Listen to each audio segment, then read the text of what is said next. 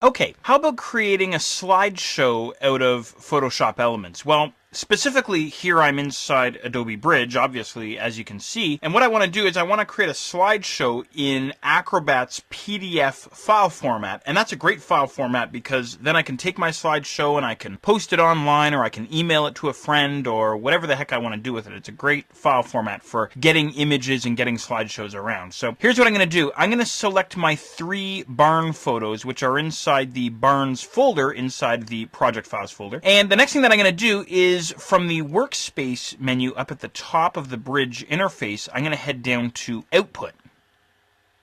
Okay, great. Now inside the right-hand output panel, make sure that PDF is selected. And what I can do here, once PDF is selected, is I can choose my template, whatever it is that I want to do. I can create a 2-up greeting card if I want, a 2x2 cells, 4 wide. And once again, you might want to experiment with these guys. I'm going to go with maximum size, though, because I want to try and create a full-screen slideshow, or as close to full screen as I can possibly get. So maximum size. If you want, you can click on the refresh preview, much like you saw with the web photo gallery. We'll get a preview here inside Bridge.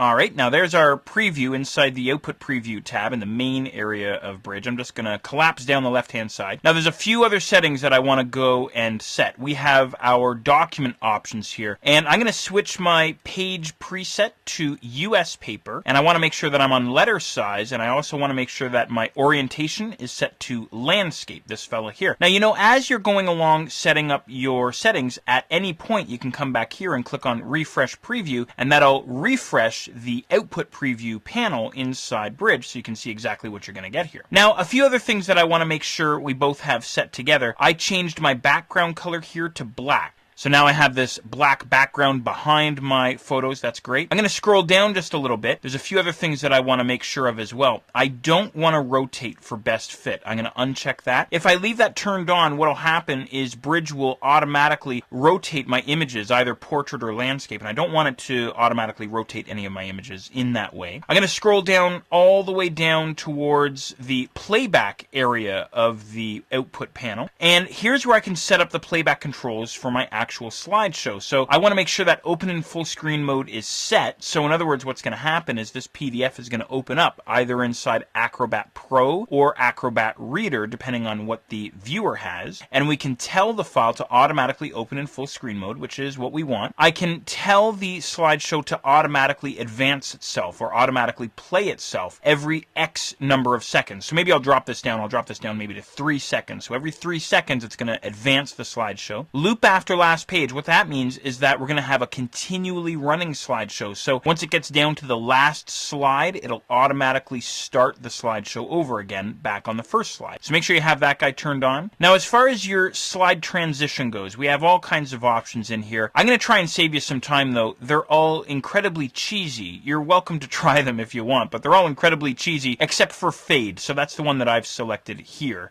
And then what I'd like you to do is scroll all the way down towards the bottom. Make sure that View PDF after save is checked, and then go ahead and click on the Save button down in the bottom right corner. Inside the Save As dialog box that comes up, make sure you're pointing to your desktop, and go ahead and give this guy a name. I'll call this Barns Slideshow. And then go ahead and click on Save. Now, once Bridge saves out the slideshow, Acrobat should automatically launch for us and play our slideshow. There's Acrobat launching. And we're going to get this warning here.